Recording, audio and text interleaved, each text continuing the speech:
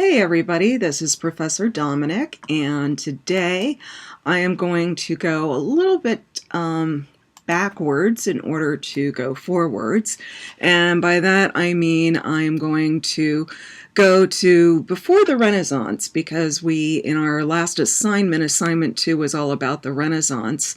However, in our graphic design history book, the last thing that you had from there was actually all on the Middle Ages. That would have been the quiz that you took on chapter 3, medieval letter forms and book forms. So I thought I would kind of talk a little bit about what was going on in art history during this same period of time. And I'm going to try to do this for the rest of the semester, where you're getting both the art and design angles. So when we talk about Gothic art, I have this humorous thing here that says Gothic art, not goth girl. And it's meant to be humorous, but actually the term Gothic art does not refer to, those people that go to nightclubs with, white face makeup and, black eyeliner and dark lipstick. It's a whole period of art, which is actually kind of a misnomer. So I'm going to kind of take you through this. It mirrors what is in your book. But I actually don't have as much verbiage on these slides as I had on some others, just because I find it easier to just talk to you than try to read off of slides. So in this chapter, we will recognize the 12th century origins of the Gothic style at the Abbey Church of Saint-Denis. We're going to trace the development of Gothic art and architecture in France from the 12th through the 14th centuries.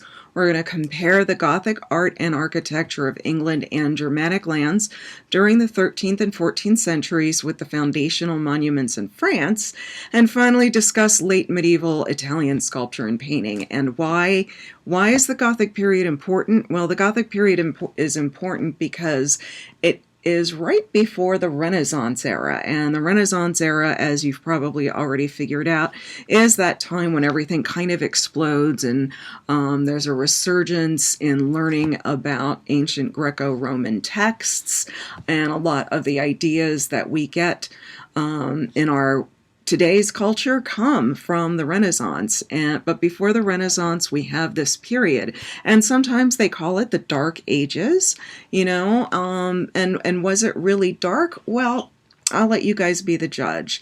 It dominated much of European art and architecture, the Gothic style that is, for 400 years, as it says in the style there. And Gothic is actually a misnomer. I'm looking at your book here just to kind of remember what it was. So the term Gothic came from a writer in the Renaissance who was denigrating the art that came before the Renaissance.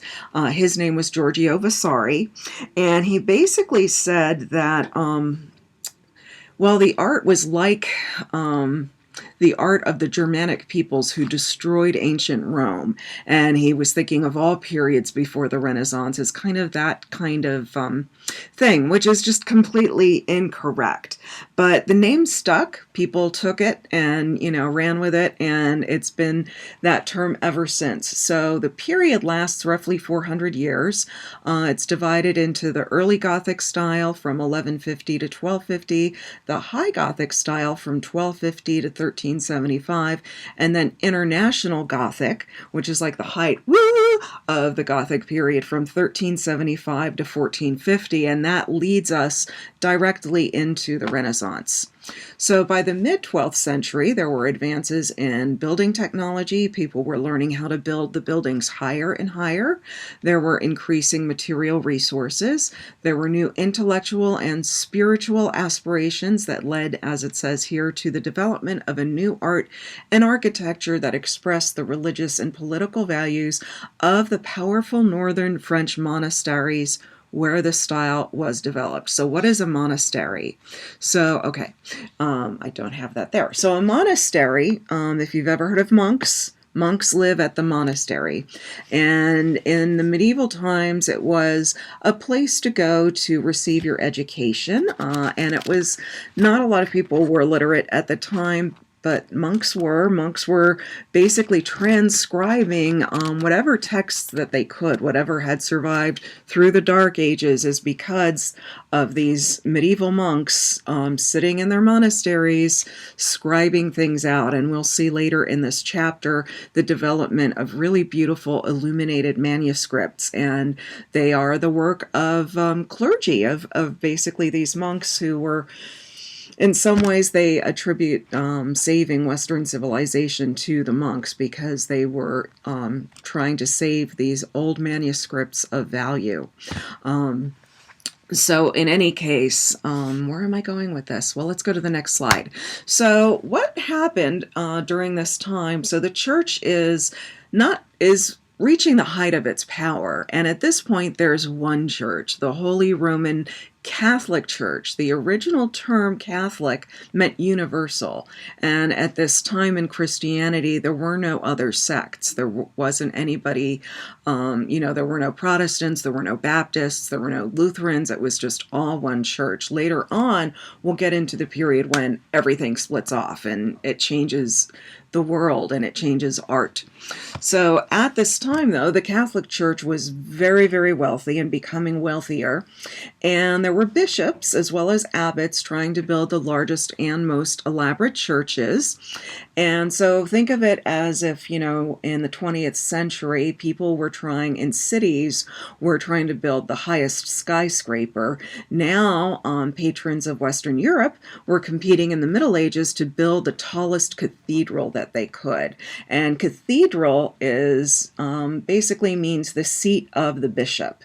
So it would usually be in an important town, and it kind of shifts. A lot of the learning, as I said at that point, was taking place in monasteries. So as these cathedrals became built, people were shifting some of their learning and education to these cathedrals and churches. And they were making them ever taller, as it says there, with naves and towers, and we'll look at what those are, and diaphanous walls of glowing glass. This is where we have stained glass entering the church. And also beautiful interiors that seem to open up in all directions. And why did they want to do this? Well, they wanted to do this because the church was considered to be the house of God, and they wanted to build something that would honor God and would also be like a space that felt so open and spacious that when you walked into it, it would just knock you out. You would just be completely overtaken with how beautiful and how enormous this church was. So, as I said, we also see the beginnings of stained glass in churches.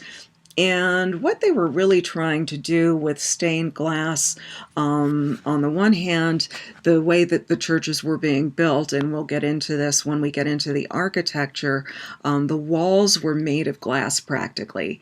And in that glass, most of Europe still, in spite of the learning going on at the monasteries and in the cathedrals, most of Europe is still illiterate. So people look at these beautiful images to get the stories of the Bibles. So this is an example of a window. This is the Good Samaritan window at the Chartres Cathedral in France. And this was created in the early years of the 20th century. So we've got scenes from Genesis that show the creation of Adam and Eve, their temptation, how they sinned, their expulsion from the Garden of Eden. And basically it's used to interpret the meaning of the parable of the Good Samaritan, to remind people to be good to strangers, because it could well be, God that you're taking care of and you just don't know it. So these stained glass windows were really more than just glowing walls activated by color and light, but they did light up the church in a really unique and beautiful way when the sun would shine through them.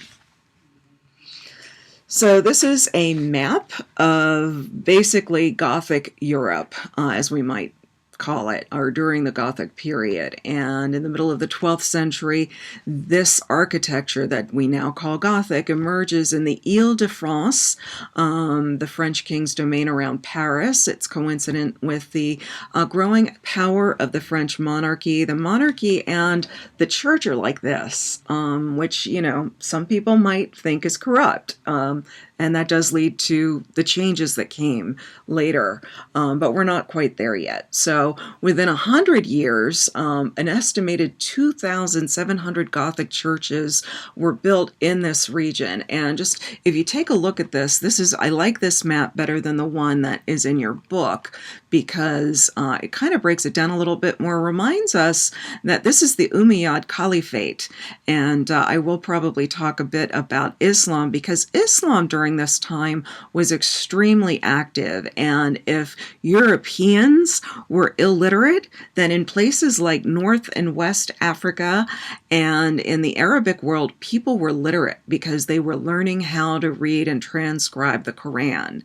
So, don't discount Islam. And we are also in a really interesting time because in Spain, we have this Umayyad Caliphate, and we also have all these different kingdoms that are Christian, and also there were Jews in Spain at the time as well. So there's a whole really interesting cultural clash kind of happening all around at once. And the Crusades were happening. The Crusades were really one of the most horrible mistakes of Western culture. In the Crusades, the church was sending people to try to reclaim the Holy Land for the church. And of course, the Holy Land was also sacred to Muslims as well. And it all started over a huge misunderstanding that got blown out of proportion. But the Crusades did introduce Western Europe to things like spices in their foods. It introduced them to beautiful silk. So warfare often brings trade. So it just a really interesting time to live in. So advances in building technology were progressively allowing buildings and windows to get larger and larger. And what you're looking at here is what is known as a flying buttress.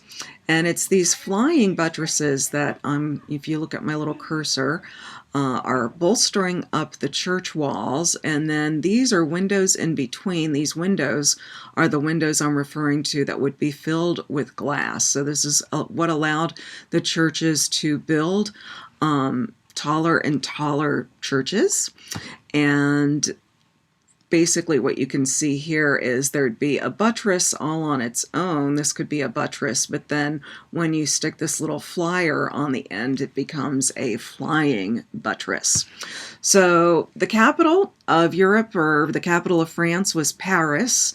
And from Paris, this style spread and went on until about 1400, 1450, maybe a little bit longer in some other regions. So you might have heard last year about the burning of the Cathedral of Notre Dame in Paris. And I had to include this in my chat here because, well, this is one of the most important Gothic cathedrals ever built. And one of the things that we'll see is throughout time, you have buildings that fall down, fall into disrepair, or are, decimated by fire or natural events, earthquakes, and so forth. And so it begins to be an issue of, well, can we afford to rebuild it? What can we afford to do? And you can also see, sadly, in the burning of this, the structure that lies underneath all of the masonry and everything that was going on the outside of the church. And will they rebuild? I believe that they are, but it is hugely expensive, and it opens up the question in art history of how important is it to maintain a historical building, or is it more important to let it go and feed the people, and what happens if you lose one? So I don't have any answers that are absolutely correct, but I just kind of wanted to pop that up in there. All right, so this is the interior of the Church of Saint Denis, and Saint Denis is important historically because it was created by Bishop Suger. Bishop Suger is the guy who came up with the whole idea of Gothic architecture, and he wrote a number of treatises around it. So, I mean, not only was he a holy man, he also had an architectural and a religious vision, architectural, artistic, religious, spiritual vision. So this church began to be constructed in the 1130s under Abbot Suger, as I said, and he also was trying to create a structure that would be big enough to accommodate pilgrims who were building the churches. So if you remember back here in Europe, all these different kingdoms are going on. And there were also what were called pilgrimage roads, where the pilgrims, sometimes they would actually go to the Holy Land, and sometimes they would just go to the various church towns. And so pilgrims were coming in larger and larger crowds, and they needed to be able to accommodate them. So basically, the other thing that Abbot Suger recognized was the power of light as a means of showing the power of God. And so by creating these churches with these remarkably high ceilings and these elaborate stained glass windows that allow the light to stream in, we're getting this beautiful light and what Abbot Suger saw as divine luminosity. So in this plan here, this is the plan of what is called the choir in the church, and this is not referring to a group of people singing in church. The choir is a space in the church here, and we have, this is this round area that goes back, so all this area back here behind the altar is what's known as an apse, and the central altar would be kind of set up in the center there. There is space called an ambulatory behind it, and then behind that, in each of these little curved niches are other little chapels within that people could go and burn candles and say prayers and things like that. So again, the church was meant to become very, very beautiful and very, very large. And I'm going to be talking about this ribbing. It's this ribbing that allows them to construct walls really high that are going to be strong. And I'm going to call your attention to these windows here. They are pointed. So we have the arch. The arch came to us. You can see there's these two are pointed, but the rounded arch came to us from ancient Rome. They discovered during the medieval times that if you put a point on an arch, you can build an even higher arch. So that became kind of the basis for medieval Gothic architecture.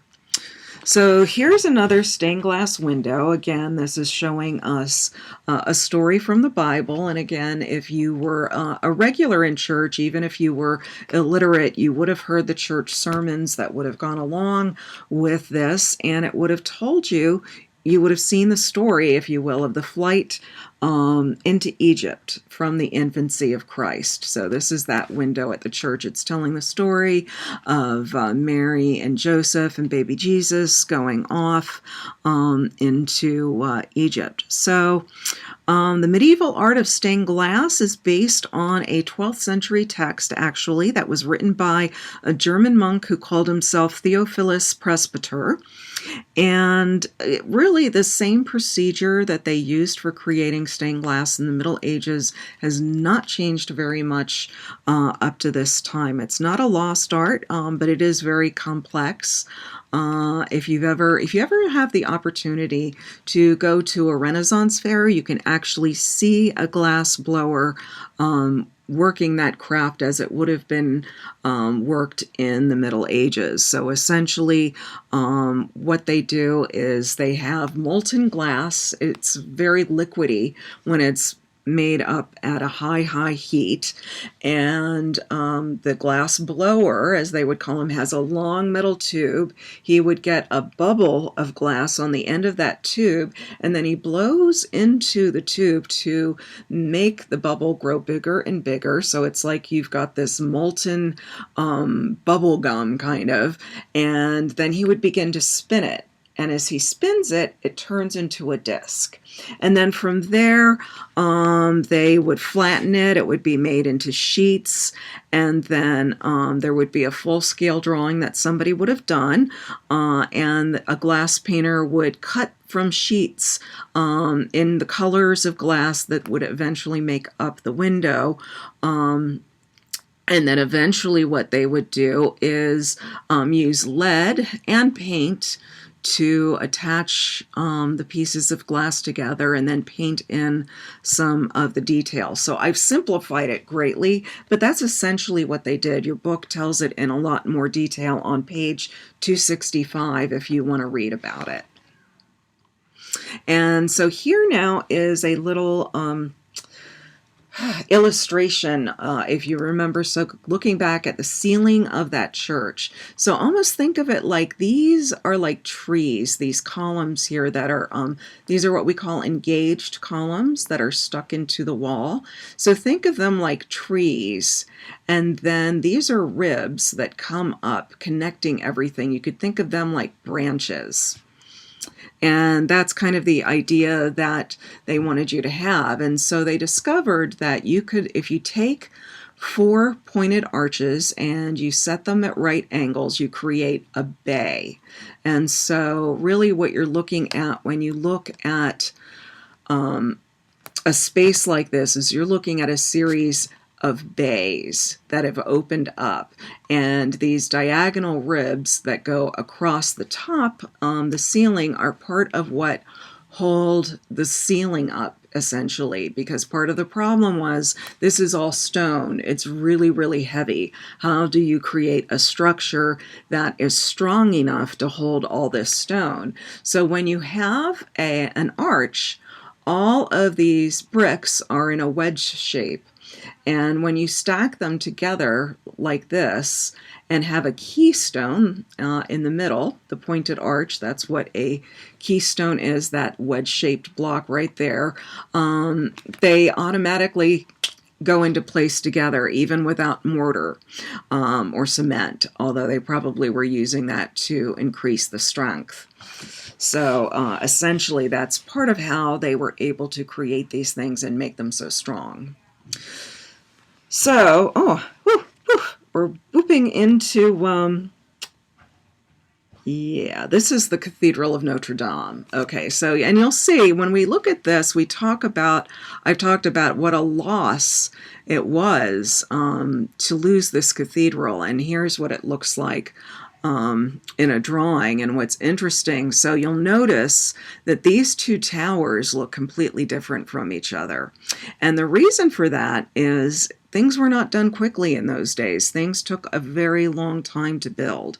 So one tower was built at a completely different time, like 100 years apart from one another. And by then, the Gothic style had changed and evolved and gotten even taller and thinner. So the earlier tower is a little bit shorter. I won't say dumpier, but a little bit shorter. And the other one is taller. So let's go back and look at this more closely. Notre Dame itself. So this, if you're coming up on Notre Dame, this is the west facade. So there's an opening, a portal, if you will. They call it a portal at each end of the church. This one has what they call a tripartite opening, meaning it's 3. There's, you see, 1, 2, 3. There's 3. Okay, so this is what we call also the royal portal. And what we see here, so every surface is covered in the Gothic churches with sculpture, with stained glass, with something. We think that people in medieval times had what we call horror vacui, fear of a vacuum, fear of empty space. So they cover every single space with something. So that's a vocab word for you. Horror vacui, 2 words. And if you are ever not sure of something in your text, if you look in the back of your text, there is I hope they have horror vacui here. Please tell me they do. No, they don't. Oh, well, that sucks. But you can find it online. But horror vacui essentially is fear of empty spaces, and there are a lot of things in your glossary. Unfortunately, horror vacui is not one of them. All right, so this is the royal portal at the Cathedral of Notre Dame in Chartres, southwest of Paris, and it was built on concepts that had been pioneered at Saint-Denis, and it was constructed in several stages. As I said, it, was never done overnight. It took, several lifetimes for some people at that time. So it began construction in the mid-12th century and extended into the mid-13th century.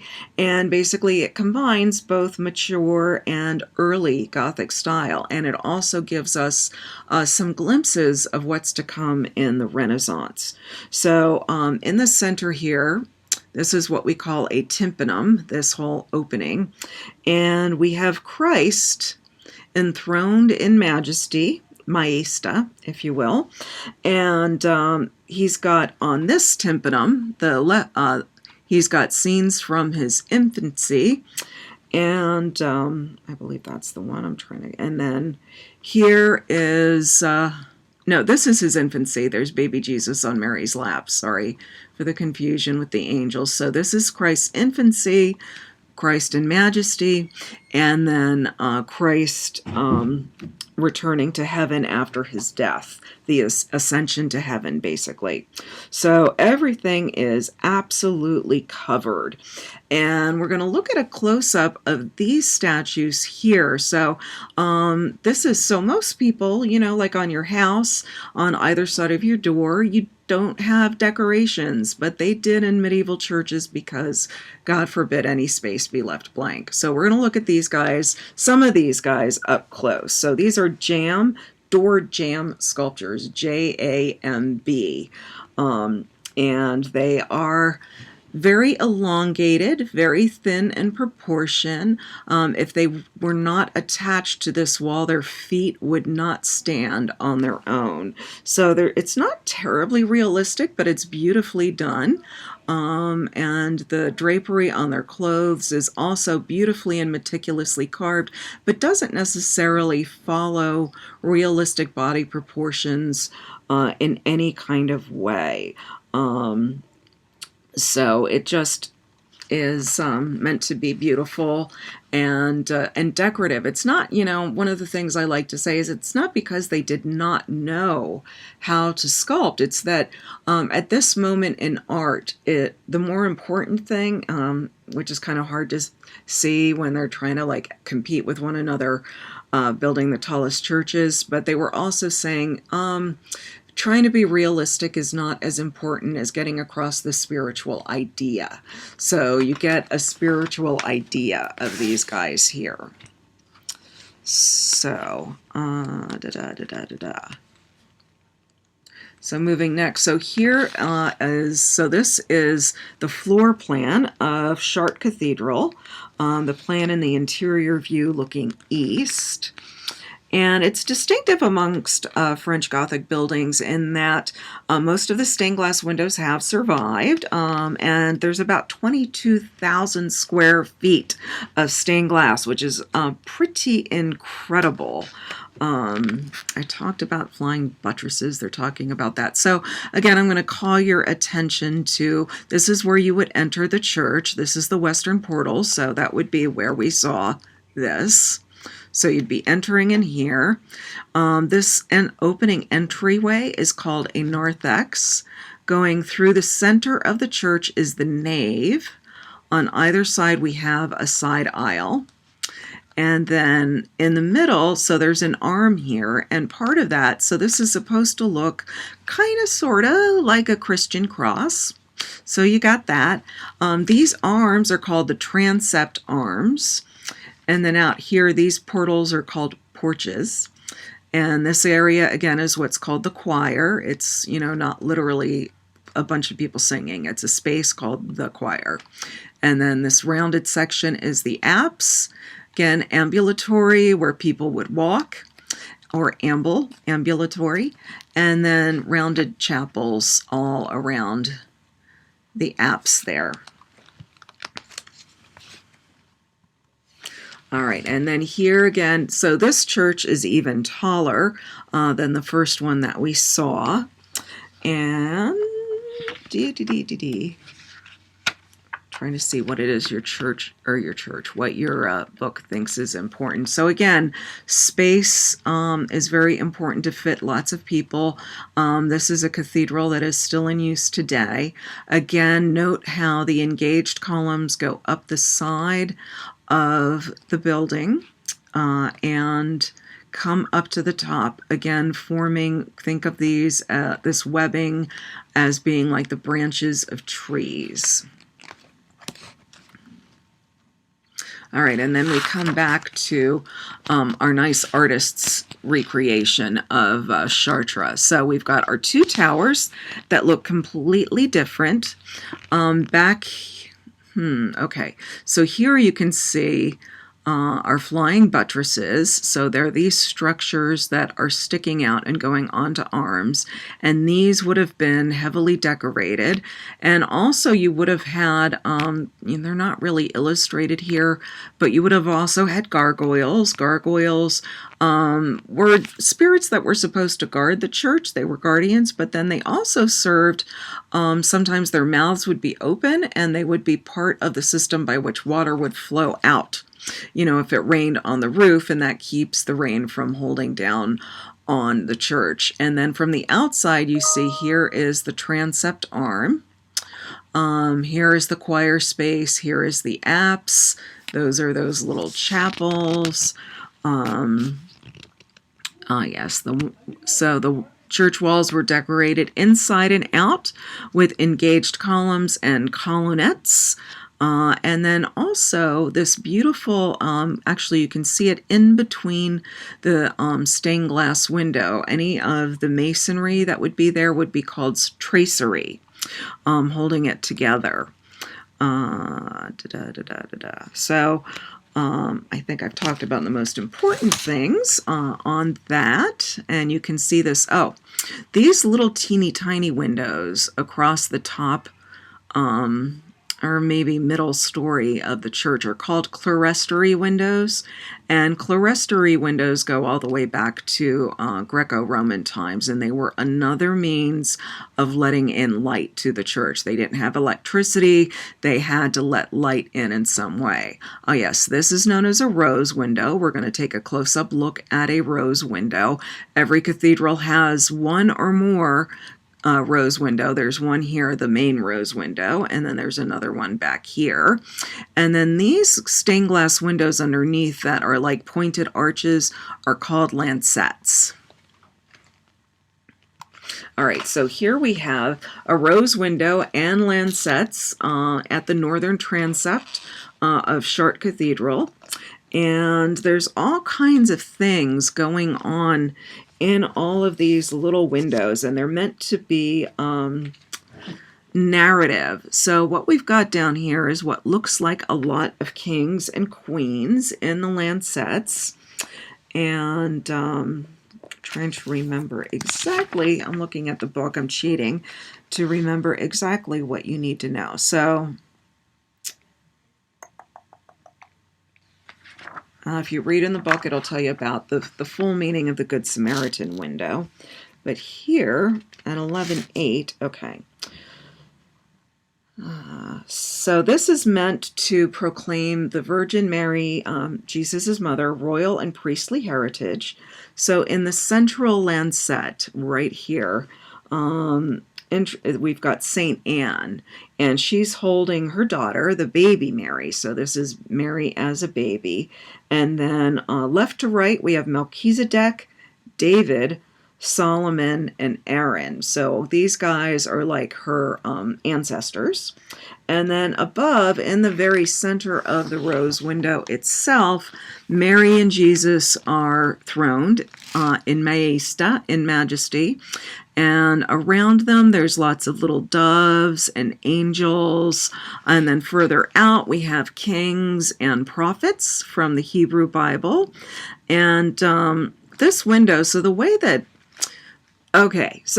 that cathedrals got built was they often would have lots of people donating money. It took a tremendous amount of resources to build this. So it would start at the top with the king. So this was a gift from the young King Louis the Ninth, who ruled from 1226 to 1270, and it was probably arranged by his mother, who ruled while Louis was just a little boy.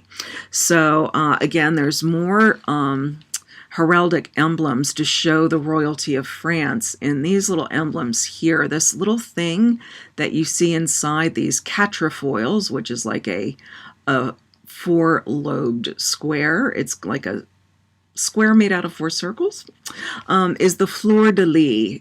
You can see it a little bit better here. And the fleur-de-lis is a symbol of France nowadays, but in the old days, it was a symbol for the French royalty, a fleur-de-lis, basically a lily of the field.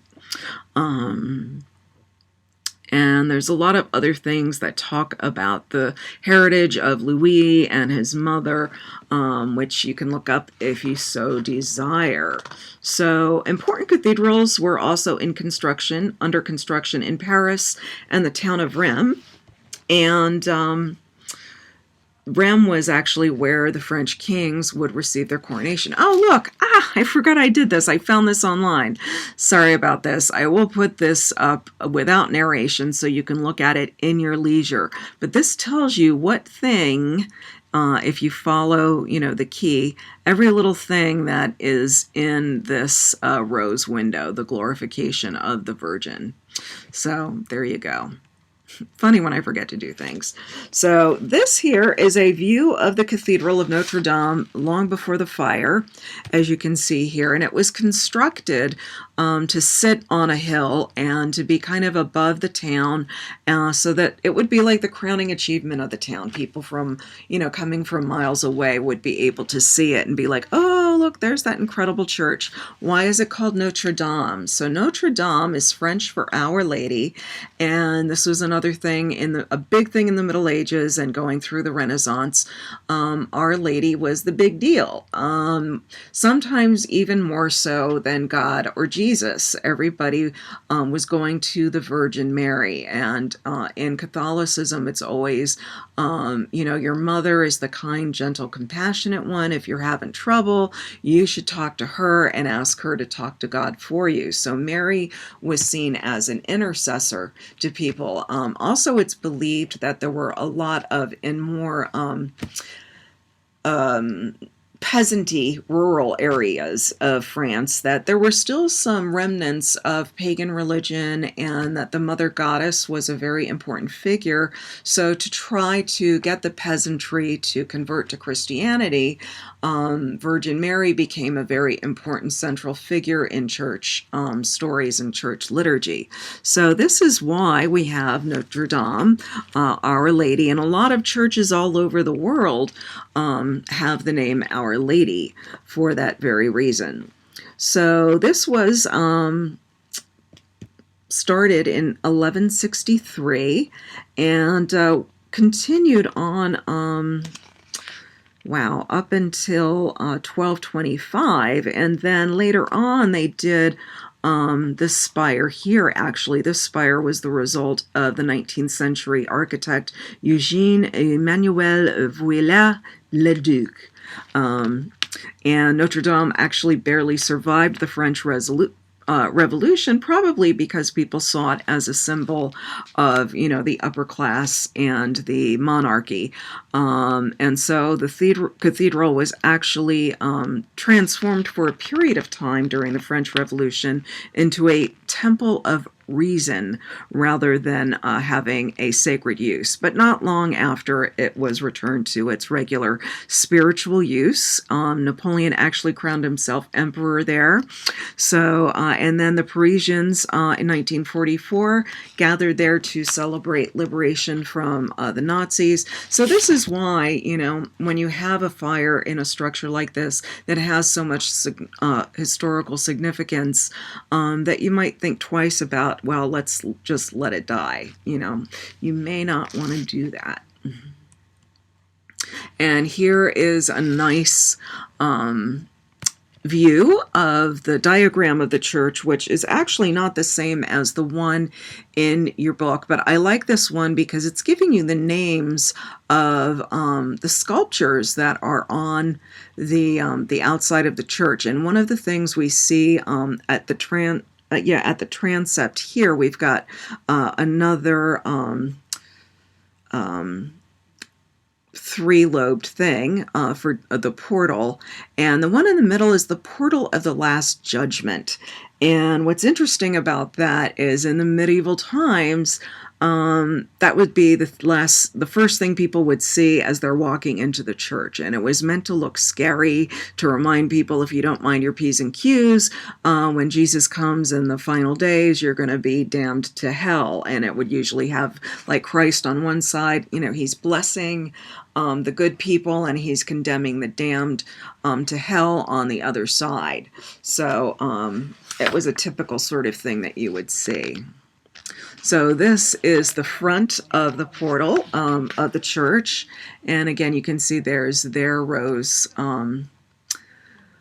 window, and you can see it's fairly even looking. It's not uneven like Chartres is. So what does your thing want it to talk about? So yes. So all of this that you see, all of the fine, it looks almost like lace in stone, is called tracery, bar tracery, and they're able to make even larger, expansive walls of glass with it, and they use thin stone bars called mullions to form a lacy framework for the glass, and it allows them to put the glass as a whole into the window rather than having to do it one section at a time. And so it encrusts the wall everywhere. So we're going to move to this. This is the door jamb at Notre Dame.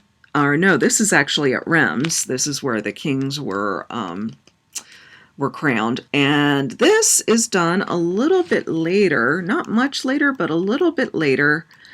Then I'm going back because I want you to look at this. Look at these guys with their very tall, thin, elongated bodies, their feet that are kind of sticking out at an angle, and their very straight up and down vertical draperies. And now let's look at these guys. These guys, not only are they wearing drapery that kind of conforms to the curves and twists of their bodies are twisting and curving in space. They're turning and looking at each other. They're turning and talking to one another. And look, their feet are flat. They could stand on the earth. And if you're wondering who all these people are, so the left pair is of the Annunciation, which is Gabriel coming to tell Mary that she's having baby Jesus. And then afterwards is the Visitation. So Mary's a little bit older here. The Visitation. Oh, whoops! This is Elizabeth. It's not Mary. Excuse me. Elizabeth, Mary's cousin, who's pregnant with John the Baptist. So kind of interesting. The other thing, their legs are bent, which also when most of their legs are bent. When the leg is bent, it allows for one hip goes up and one shoulder goes up. So that allows for more natural curvature of the body. And so we're heading towards the Renaissance. Things are starting to get more realistic, but it's going to be about 200 years before we really see all of this coming together. But you can also see their hair is a lot more realistic. Their faces are much more individualistic in the way that they look. So this is becoming what's known as the International Gothic style, because it's reaching its height. It's reaching the pinnacle of its achievement. And by the middle of the 13th century, the builders had thoroughly mastered the design principles and building technology of Gothic architecture, and they started to focus attention on basically elaborating and refining the visual elements of style. So again, windows are being enlarged. They're being enlarged behind carved tracery and bundles of moldings and shafts. And they also have a more linear quality, again, reaching up to, the ribs and the vaulting. And this is a new chapel in Paris called the Sainte-Chapelle, a royal chapel. And it's kind of pushing stained glass to its limit. I mean, these walls are practically... they've taken the place of stone walls. And it's also very narrow, as you can see. It's tall, but it's narrow in the way that people are going in. So this church is believed, this is another thing that we see in medieval churches, and this is what got people on the pilgrimage roads, as well as the collection of relics. And a relic was essentially something that was believed to be from a saint or a holy person. And sometimes it would be like Saint Cecilia. One of the churches in France has her eyes. Why would you want that? But they do. And maybe in another church they might have a saint's hand. Well, this church is famous for claiming to have Christ's actual crown of thorns. Now, I'm not one to make fun of others' religious beliefs, and I would never do that. But knowing the amount of counterfeit things that were flying through the world during the medieval era, whether or not it's the actual crown of thorns is kind of questionable. So who knows? But in any case, so what you're seeing here is, so now the stained glass windows in this church are all telling the cycles relating to the function of the chapel. So they have standard themes in the church, like the infancy of Christ, the passion of the Christ, things that relate to the celebration of the Mass, and also the kings and queens of Judah, as they're outlined in the Hebrew Bible, because the king who built this, Louis the Ninth, saw them as his own royal ancestors. And there's also a special recessed niche over here where Louis sat during the Mass, and that's filled with biblical kings and so forth. And there would have been a place where his mother sat, and a place where his queen, his wife, sat. So all the windows would have been decorated according to who they thought their ancestors were. They're trying to basically align themselves with biblical queens and kings to show that by God we are meant to rule. And again, we'll see this change through time, but art reflects all of these beliefs that people have. And at this moment in time, people do believe that God is divinely ordering people to be lines of families, to be kings and queens. All right, so Paris was known for this incredible sort of thing, but I was talking earlier about these monks who were illuminating manuscripts, and they were incredible, incredible things. So it's a book that is completely hand-painted. So imagine, at this point in time, there's no printing press. They might have wooden block letters that they're able to do some copying with, but for the most part, every single book is beautifully hand lettered and hand illustrated. And this is the kind of thing that you would see. Of course, somebody very wealthy would have to own it, or it would be owned by the church. This is what's known as the Moralized Bible from the year 1230. And basically, they take selected scriptural passages and they pair them with pictures to convey the message of the story. So here, this is the dedication page.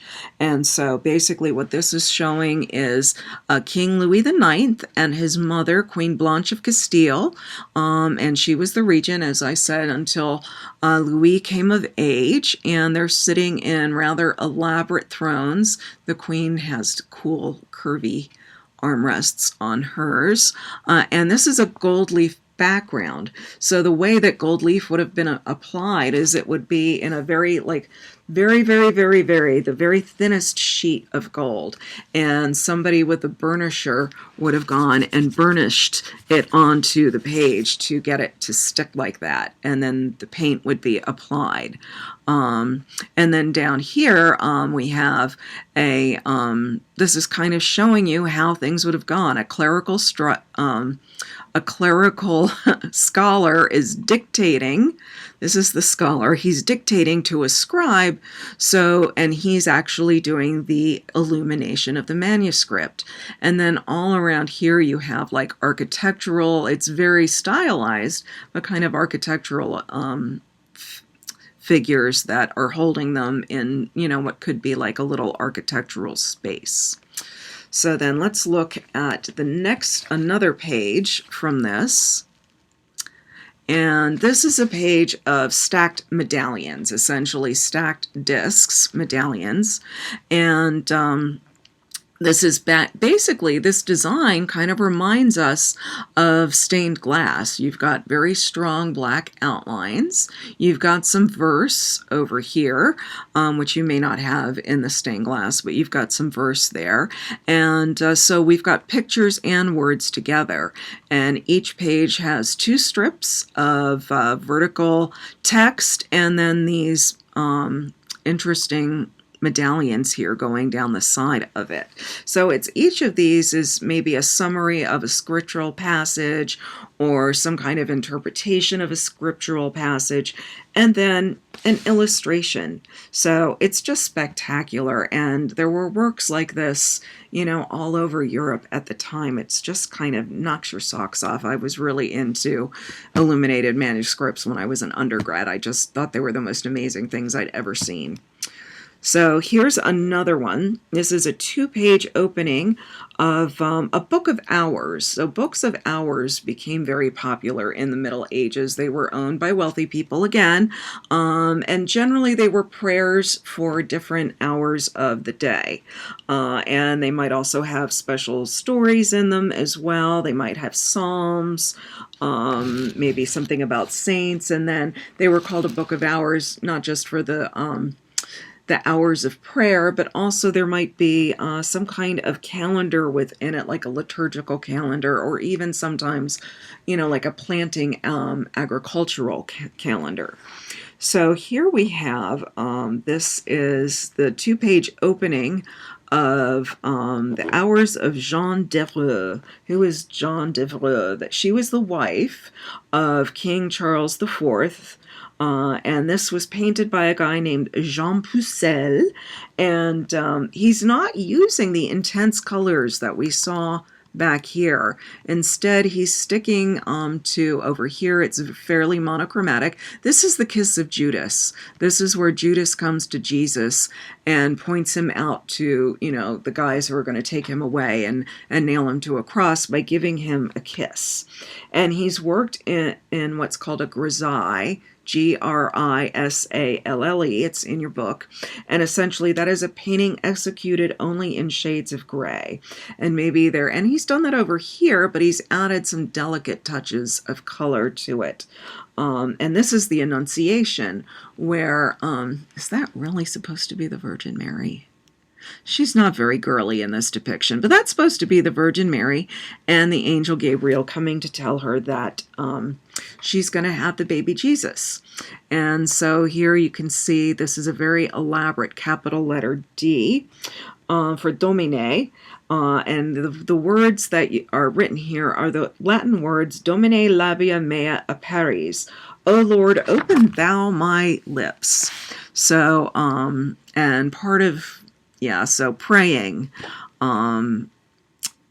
is essentially what we see here. And this inclusion of a praying person's portrait goes on through monumental painting and sculpture up into the 15th century, and we'll look at that at a later time. So in any case, it's not very realistic. We don't see anybody's back here. We're not going to see anybody's back in Western art for a couple centuries. Everybody's pretty frontal for the most part. We don't really see backs until the very beginning of the Renaissance. So just kind of can sort of see her back there. But for the most part, in formal art, you don't see people's backs. So the other thing we're going to see is an incredibly gorgeous religious object. And this is the sort of thing that is like the object of devotion. And this is also the sort of thing that later on is going to lead to the Reformation. Because once again, it's the Virgin Mary. It's Mary being deified, essentially. And also she's kind of a graven image, and that becomes a big thing. Where during the Reformation, Catholics are accused of worshiping graven images. But she is totally gorgeous in this representation, and she is made out of silver gilt and enamel, and incredible. It's just absolutely gorgeous, and she herself is kind of twisting and turning in space a little bit. This comes from the 14th century, so it's a little bit later, 1324 to 1339. This actually is from the Abbey Church of Saint Denis, so sometime after the church was built. One of the problems that we have with baby Jesus in a lot of representations, as we'll see later, is that he doesn't look like an actual baby. He looks like a small man. But here he actually kind of feels like a baby. And not only does he feel like a baby, but he's reaching up and he's touching Mary's face. And that's like a very tender moment of motherhood and childhood. And you may not necessarily see that in a lot of art until a little bit later. So that's part of what makes this kind of remarkable. So I'm going to stop this here for now. This will be part one of this chapter, and I don't want it to be too incredibly long, so I'm going to stop it here, and there will be an assignment to go with this. I am working on it, and I will get it to you, but in the meantime, I hope that you watch this, and I hope you enjoy it, and do let me know what you think of it.